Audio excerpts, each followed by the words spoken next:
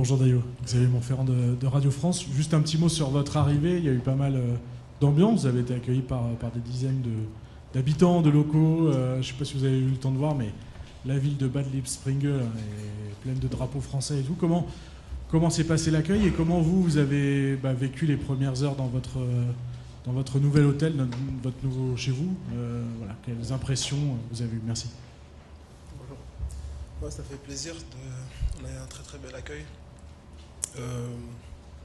Comme j'ai dit, de voir ça donne envie de donner plus pour notre pays, de voir qu'il y a des supporters qui sont là pour nous supporter et je pense qu'on va tout faire pour les rendre heureux. Et l'accueil à l'hôtel, ça s'est très très bien passé.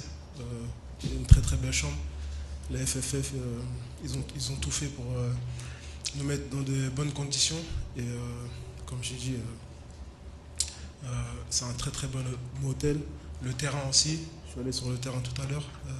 Il y a une très très belle pelouse et voilà, on est dans les meilleures conditions. Bonjour Dayo, Philippe Sanfranche pour RTL. Le premier match face à l'Autriche va arriver très vite.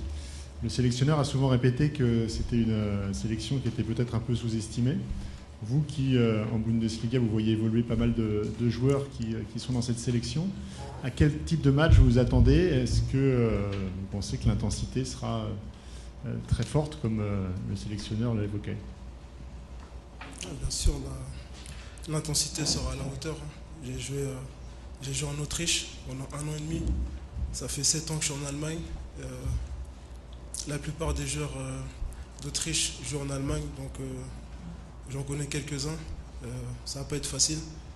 C'est un coach aussi qui m'a entraîné, qui m'a ramené en Allemagne.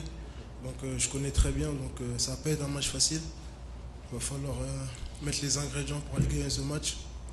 C'est une équipe qui donne tout sur le terrain, quoi qu'il arrive. Et comme je dis, voilà, ça fait aussi 7 matchs qu'ils ont pas perdu. Et le dernier match qu'ils ont perdu, c'était contre la Belgique et c'était un match très compliqué. Donc il va falloir s'attendre à un match compliqué. Bonjour Dayo. Emmanuel Baranguet pour l'AFP. À cause de tes absences et de celles d'Ibrahima Konaté, la dernière saison, vous avez moins pu jouer souvent tous les deux associés et on sait que la complicité, c'est important en charnière. Est-ce que ça vous manque un petit peu? Et est-ce qu'entre vous, en dehors du terrain, vous en parlez, vous évoquez souvent si je vais là, tu vas là, vous travaillez un petit peu ça hors terrain en discussion, s'il te plaît? Oui, je pense qu'avec Ibou, on a eu des discussions quand on jouait à Leipzig ensemble. C'était toujours... quand il allait, moi je restais derrière, je prenais la couverture. On s'est beaucoup parlé. Après, moi et Ibou, ça fait aussi un bon petit moment qu'on se connaît. Comme j'ai dit, voilà, j'ai beaucoup de facilité à jouer avec lui, c'est vrai.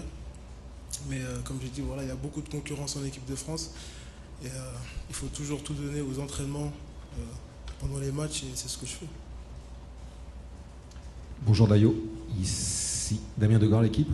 Vous connaissez aussi Kingsley Coman qui, juste avant vous, disait que pendant la préparation, les joueurs aviez décelé quelques problèmes dans le jeu. Quels sont les problèmes que vous avez décelés dans le jeu et quels sont les motifs d'être optimiste pour l'équipe de France dans cette compétition? Déjà, je ne vois pas de problème. Je pense, comme j'ai dit, on a eu 2 matchs. Comme j'ai dit, voilà, on monte en puissance. Je suis impatient de jouer contre l'Autriche. Je sais que ça va pas être un match facile, mais il va falloir bien l'aborder. On est tous prêts et je suis impatient que ça commence. Bonjour Dayo, Arthur Perrault, RMC. Vous avez parlé de votre association avec Konaté. Vous avez débuté le dernier match aux côtés de William Saliba. Tout simplement, comment vous vous êtes senti à ses côtés et quelles sont ses qualités selon vous? Merci. William, il a fait une très très grosse saison. Pour moi, ça a été un des meilleurs défenseurs en première ligue. Konaté aussi a fait une très très bonne saison. Comme j'ai dit, dans tous les gros clubs, dans toutes les grosses nations, il y a de la concurrence. Moi, j'aime la concurrence. comme j'ai dit, c'est le coach qui va choisir.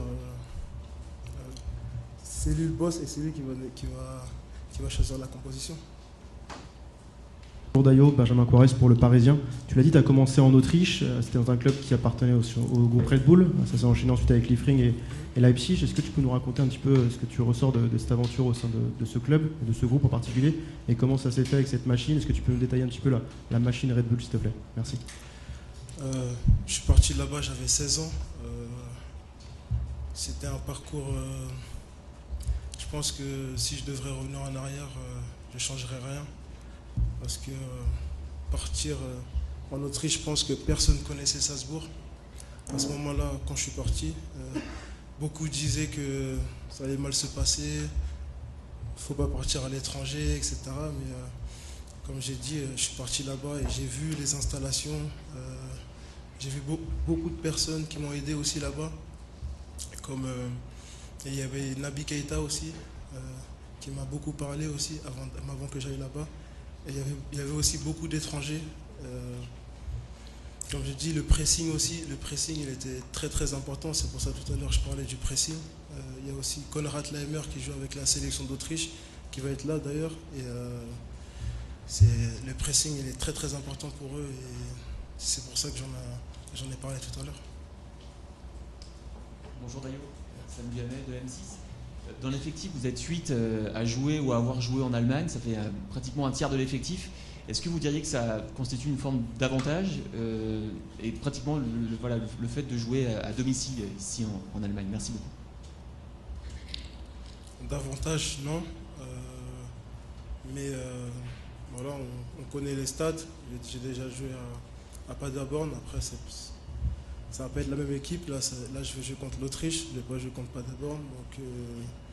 Donc comme j'ai dit, voilà, ça va être compliqué, mais on va tout faire, on va être prêt. Je pense que l'équipe elle est dans le bon état d'esprit et on va aller pour gagner.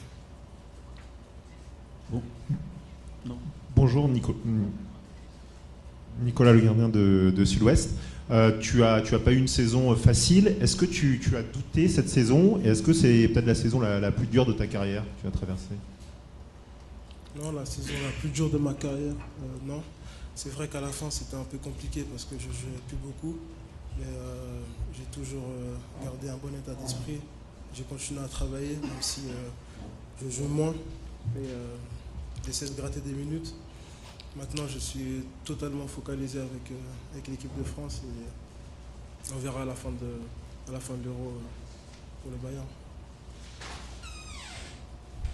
Bonjour Dayo, Alexandre Carré pour Beansport. Je peux laisser ma place. Il y a beaucoup de continuité dans le groupe par rapport à 2022. Est-ce que entre vous avez décelé des choses à corriger par rapport à 2022 ou à l'inverse, dans vos discussions, des choses à reproduire dans l'état d'esprit du groupe, dans le quotidien? Non, je pense qu'on est dans la continuité. Je pense qu'on a fait des très bons matchs à la Coupe du Monde.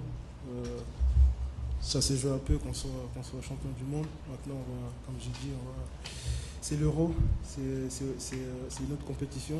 Il y a des très très bonnes équipes aussi. Et comme j'ai dit, on va être prêt pour cet Euro. Et comme j'ai dit, voilà, il y a des équipes comme l'Autriche, ça ne va pas être facile, mais il va falloir être prêt. Bonjour Dayo, Sébastien Tarago, la chaîne L'Équipe. Dans la continuité de la question précédente sur ta saison, on sait que Didier Deschamps avait évoqué dans le passé l'aspect psychologique sur tes performances, les conséquences sur tes performances.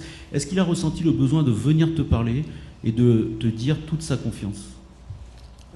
Avant chaque sélection, on se parle. Il m'a parlé, on a eu une discussion.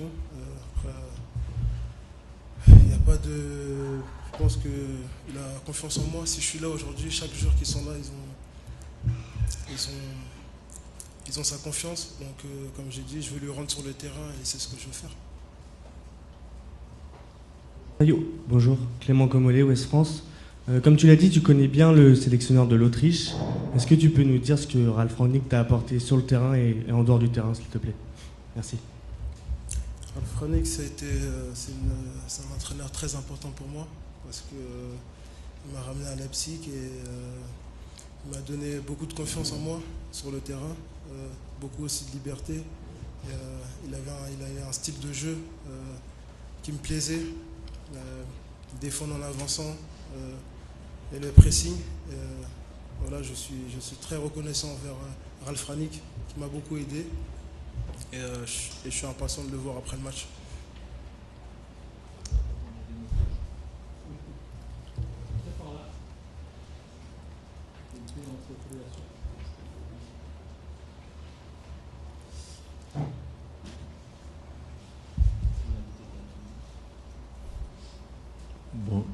Bonjour Dayo, Hugo Delon du journal L'Équipe. Le sélectionneur a choisi de mettre en place un système défensif différent sur le début de la préparation, avec une structure de relance à 3 défenseurs et un Théo Hernandez plus haut. Dans ta position, qu'est-ce que ça change? Est-ce qu'il attend plus de toi dans la relance, dans la première relance? Et concrètement, ce positionnement très haut de Théo Hernandez, qu'est-ce que ça modifie comme habitude chez vous les centraux? Merci. Après, on a l'habitude de changer de système. Moi, ça ne me dérange pas de jouer soit dans l'axe à droite ou à gauche. Je ne me pose aucune question. Et c'est vrai que quand Théo il est à gauche, je trouve ça bien parce que je pense que Théo, c'est un joueur très très offensif et qui peut nous aider, que ce soit défensivement, offensivement. Mais quand il est très haut, je pense qu'il se projette plus vite vers l'avant et il peut être décisif plus rapidement. Bonjour Dayo, Dominique Serac, le Parisien. Comment avez-vous regardé les résultats électoraux de dimanche soir en France? Est-ce que c'est un sujet de discussion entre vous? Merci. Voilà, aujourd'hui, je ne suis pas venu pour parler de ça. Je préfère parler de football.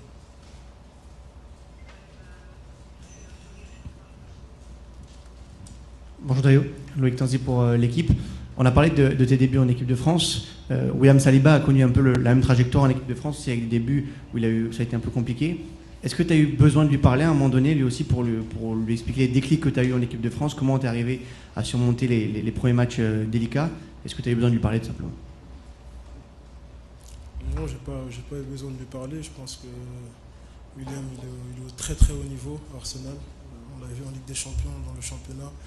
Je pense que voilà, j'ai pas besoin de lui parler, lui dire quoi faire. Je pense qu'il est assez grand pour savoir quoi faire. D'ailleurs, Fabrice Hawkins, RMC Sport. On a l'impression que ce nouveau système offensif mis en place par Didier Deschamps depuis 2 matchs favorise, j'allais dire l'émergence, c'est pas le mot, mais en tout cas met Kylian Mbappé dans les meilleures conditions. À quel point c'est important le fait qu'il soit justement dans les meilleures conditions, Kylian Mbappé? C'est un des meilleurs joueurs du monde. On a besoin de lui, il nous fait marquer des buts.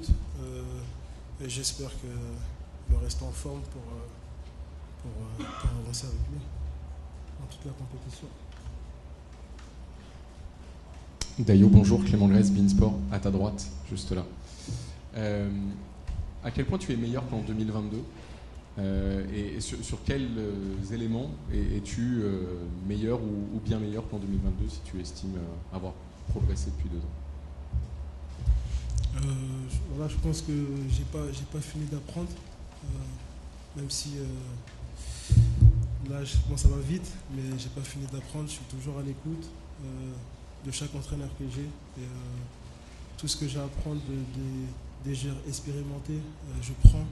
Et comme j'ai dit, je pense que je suis le même joueur qu'en 2022, mais je suis toujours à l'écoute et j'ai pas fini de progresser.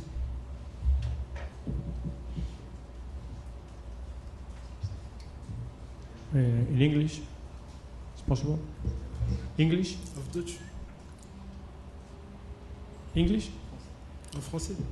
Non, français. En espagnol. Français ou allemand? Je suis espagnol. Je ne parle pas encore espagnol. Or French, reading. En français. Ok, yo soy David Martínez de Televisión Española. Vous savez que le joueur plus décisif in the world right now is Kylian Mbappé. Le vous particulièrement motivé et plus serein après avoir annoncé son avenir?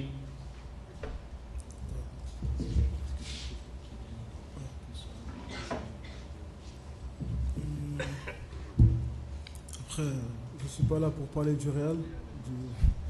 Je suis sur l'équipe de France aujourd'hui. On est coéquipier en équipe de France, on n'est pas coéquipier du Real Madrid. Et tout simplement, je suis pas là pour parler du Real Madrid.